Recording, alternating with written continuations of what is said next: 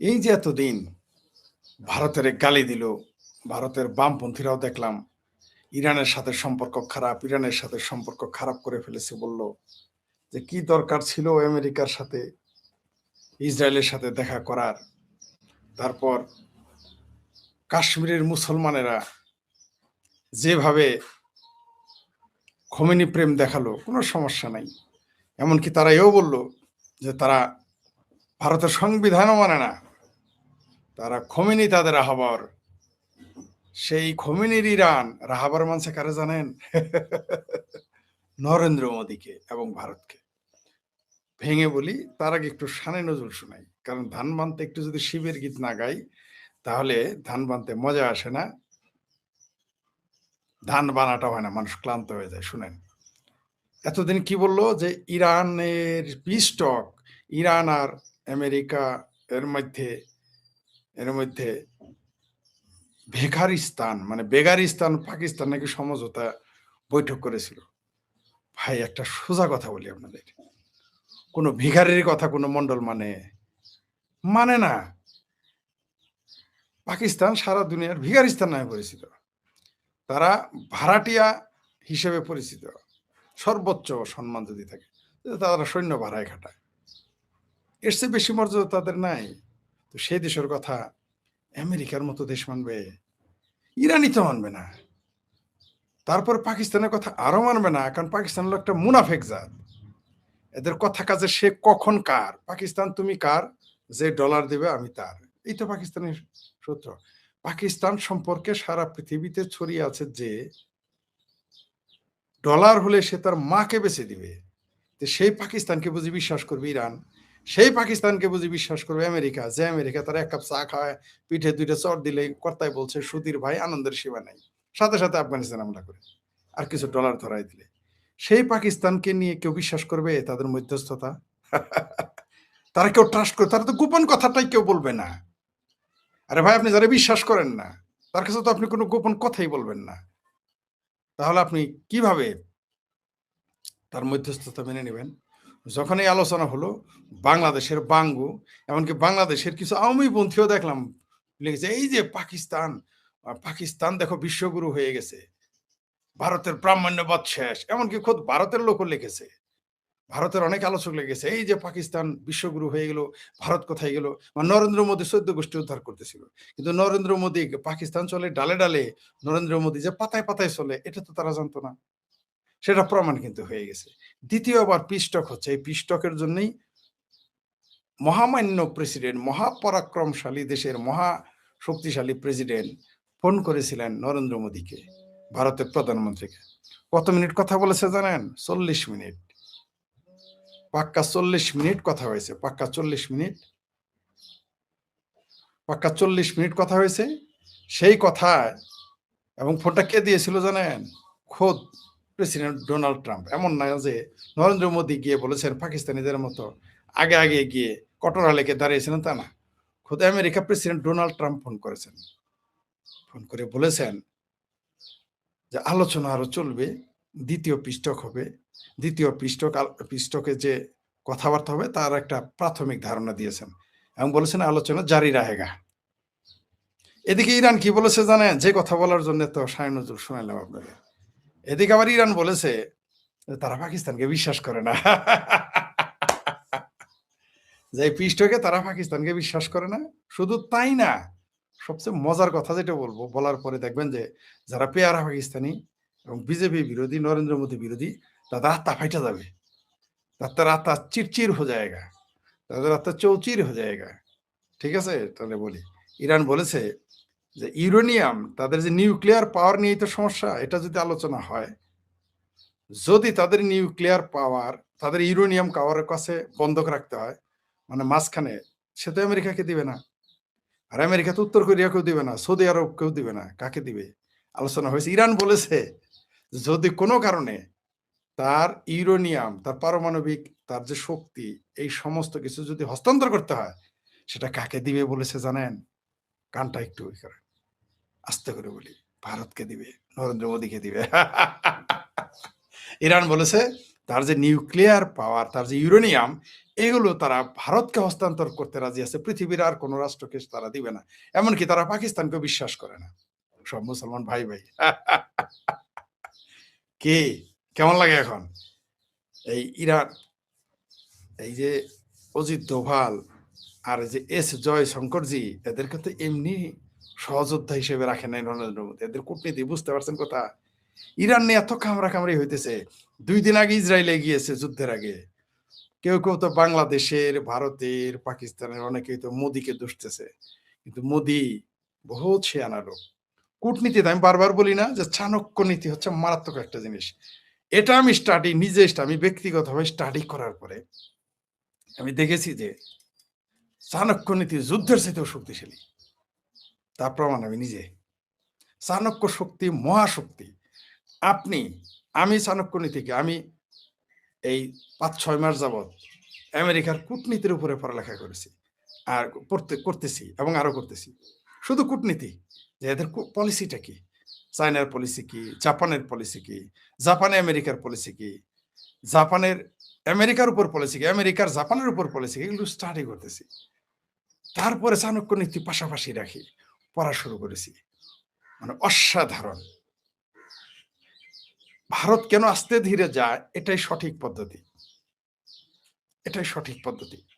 বিনা বুলেটে, বিনা বিমান হামলায় সে কোনো দেশকে ভিখারিস্তান করে তোলে, সেটা হলো পাকিস্তান। দেখেছেন তো? পাকিস্তান ভিখারিস্তান বানিয়ে ফেলেছে। বিনা বুলেটে কূটনীতিতে কিভাবে একটা মৌলবাদী গোষ্ঠী, পৃথিবীর সবচাইতে ভয়ঙ্কর শক্তি মৌলবাদী, মুসলিম মৌলবাদী সংগঠন, সে তালেবানদেরকে কিভাবে ভারত তার পকেটে নিয়ে নিয়েছে। ভারত মানে নরেন্দ্র মোদী পকেটে নিয়ে নিয়েছে। আপনারা বুঝতে পারেন? ওইদিকে দেখেন অস্থির করে তুলেছে। এই প্রথম বেলুচিস্তানের বিএলএ, বেলুচিস্তান লিবারেশন ফ্রন্ট, বেলুচিস্তানের মুক্তিযোদ্ধারা এই প্রথম সরাসরি পাকিস্তানের নেভির উপরে হামলা চালিয়ে দিয়েছে ৩ দিন আগে। কি বুঝলেন? এটাকে বলে রাজনীতি। পাকিস্তান এসেছিল বাংলাদেশে, এখান থেকে একটা যুদ্ধ করবে, যুদ্ধ করে ভারতকে অস্থির রাখবে। ওইখানে আফগানিস্তান দিয়ে তাকে অস্থির রাখা হয়েছে। এখানে কিন্তু ইউনূসকে বসিয়েছে, জামাতকে বসিয়েছে, বিএনপিকে বসিয়েছে। ওইদিকে আফগানিস্তান দিয়ে পুরো পাকিস্তানকে অস্থির করে রাখা হয়েছে। এটা বুঝতে পারতেছেন?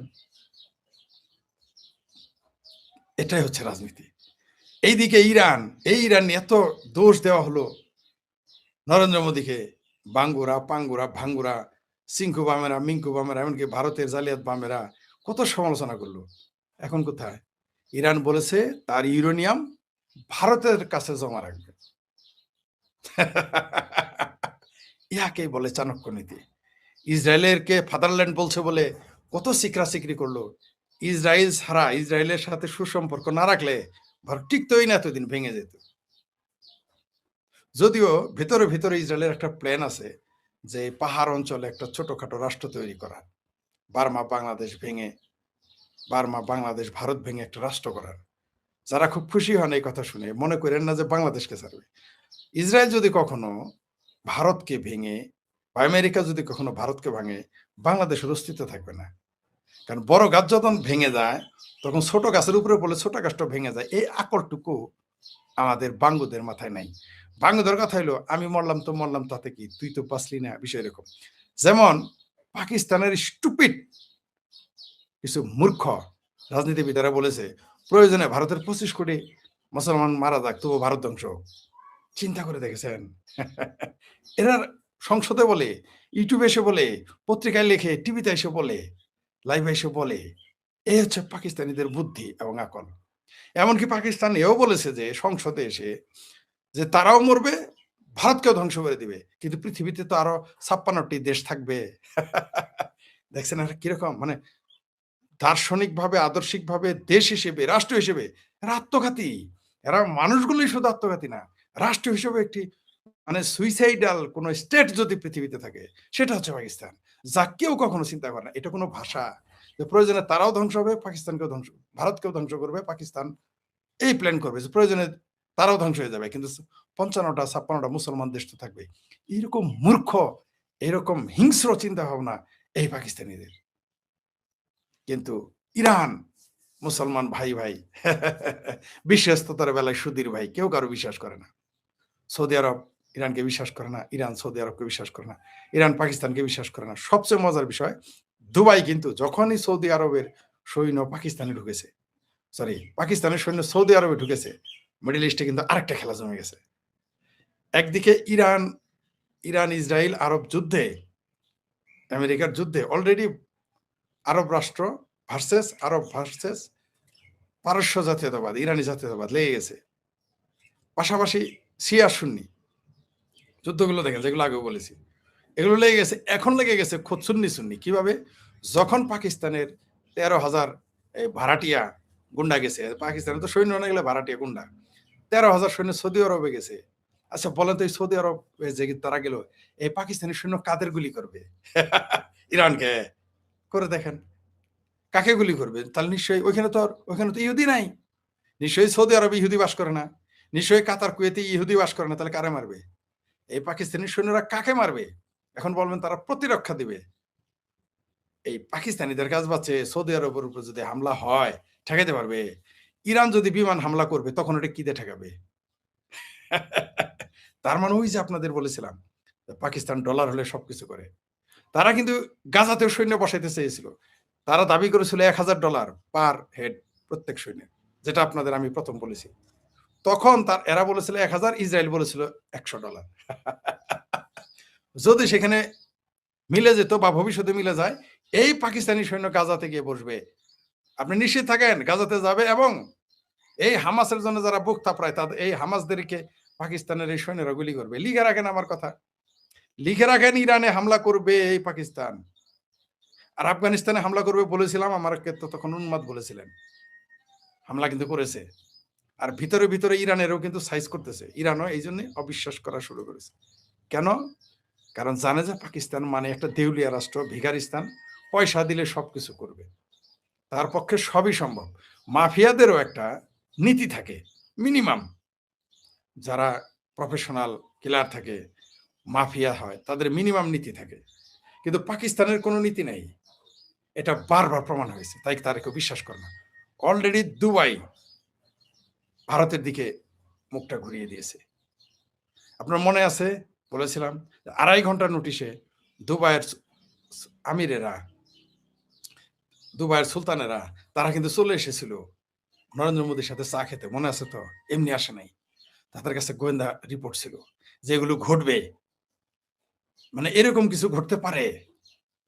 তার জন্য কিন্তু নরেন্দ্র মোদীর সাথে চা খাইতে আসে ২.৫ ঘন্টার ব্যবধানে, হঠাৎ করে উইদাউট নোটিশে। শুধু কি ব্যবসার জন্য? দুবাইয়ের কি টাকার অভাব? সেখানে প্রতিরক্ষার বিষয়ে আলোচনা হয়েছিল। আগামীতে একদিন দেখবেন, আমি বলে রাখি আপনাদের, ভারতীয় সৈন্য হয় দুবাইয়ে না হয় কাতারে পৌঁছবে। লিখে রাখেন, অথবা বাহরাইনে। বাহরাইনে পৌঁছবে কিনা জানি না, কিন্তু দুবাই, কাতার, কুয়েত, টুডে টুমোরো এই ভারতীয় সৈন্যরা চলে যাবে, আপনি নিশ্চিত থাকেন। সেখানে তাদের নিরাপত্তা, দুবাইয়ে তো যাবে কমন, এটা মাস্ট। দুবাইয়ের সাথে এমন হতে পারে, দুবাইয়ের সাথে ভারতের প্রতিরক্ষা চুক্তিও হয়ে যেতে পারে, বা হয়ে গেছে, আমরা জানি না, প্রকাশ হয়নি। আপনি নিশ্চিত থাকেন। আরেকটা তথ্য দিই আপনাদের, বুক ফেটে যাবে পাঙ্গুদের। দুবাই $1 ট্রিলিয়ন ইনভেস্টমেন্ট ভারতে আনতেছে। তার মানে বুঝতে পারছেন তো কোথাকার পানি কোথায় গিয়ে দাঁড়াচ্ছে। আবার ওই সাবেক কথায় ফিরে আসি, ভারতে নরেন্দ্র মোদীর কোলে ইরান ও খোমেনিরা এখন দোলে। এইবার কি বলবেন? এইবার যারা ভারত বিরোধী ইরানের কারণে, তারা এবার কি বলবেন? যারা ভারত বিরোধী তাদের বুকটা তো এবার ফেটে যাবে। ইরান আপনাদের কাউকে বিশ্বাস করে না, আপনাদের পেয়ারা পাকিস্তানি আব্বাদেরও বিশ্বাস করে না, সৌদি আরবকেও বিশ্বাস করে না। ইরান বলেছে রাষ্ট্রীয়ভাবে, যদি সেকেন্ড পিস টক শুরু হয়ে যায় এবং ইউরেনিয়াম নিয়ে যদি কথা হয়, তারা যদিও পারমাণবিক বানানোর মতো ক্ষমতা তাদের নাই, বানাতে এখনো পারেনি। যতটুকু ইউরেনিয়াম আছে আসলে তাদের কিছুই নাই, পারমাণবিক শক্তি তাদের নাই, হয়তো প্রসেসিং এ আছে, যে একটা তারা বানাবে আজ থেকে 5 বছর, 10 বছর, 20 বছর পরে। কিছু ইউরেনিয়াম হতো নিজেরা তৈরি করেছে, নিজেরা কালেক্ট করেছে, অথবা তারা চুরি করে এনেছে, অথবা তারা কিনে এনেছে কোথা থেকে। এখন এই ইউরেনিয়াম গুলো কার কাছে রাখবে? আমেরিকা কেউ দিবে না। এটার জন্য ভারত ও নরেন্দ্র মোদী আব তেরা কিয়া হোগা রে কালিয়া, আব তেরা কিয়া হোগা। যারা নরেন্দ্র মোদী আর ভারতের সঙ্গে, আমি যেগুলো বলি এমনি আমি হিসাব করে, আপনারা আমাকে মনে করেন যে কিচ্ছু তো বোঝে না, জামান হইরে লোক, কি বুঝে, তাই না? একটু স্টাডি করেন, পর্দার অন্তরালে দেখেন এই যুদ্ধটা কারা করতেছে? আমাকে আপনারা বুঝিয়ে বলেন। এই যুদ্ধ হচ্ছে ন্যাটো বনাম ন্যাটো বনাম রাশিয়া, চায়না। ওই যে মাঝে, মাঝে দেখেন না ট্রাম্প সাহেব বলেন, "নেটো তো আমার সাথে কথা বলে না। অমুক তো আমার সাথে কথা বলে না। তমুক তো আমাকে এগুলো নাটক। এগুলো বুঝতে পারেন না আপনারা। নিজেরা এগুলো বুঝেন না। এতটুকু বোধ আপনাদের নাই। নেটো কিভাবে আমেরিকার বিরুদ্ধে যাবে? যার 90% অস্ত্র, শতভাগ অস্ত্র আর 90% অর্থ কার? আমেরিকা। আমেরিকার কথা না শুনলে নেটো টিকবে? সম্ভব। এটা কে চালাবে? আপনারা যে ইউক্রেন যুদ্ধ দেখেন, ভাবতেছেন রাশিয়া আর ইউক্রেন। ইউক্রেন তো ৭২ ঘন্টা টিকতে পারলো না। এটা সত্য। আমিও বিশ্বাস করি। তাহলে কিভাবে টিকলো বছরের পর বছর?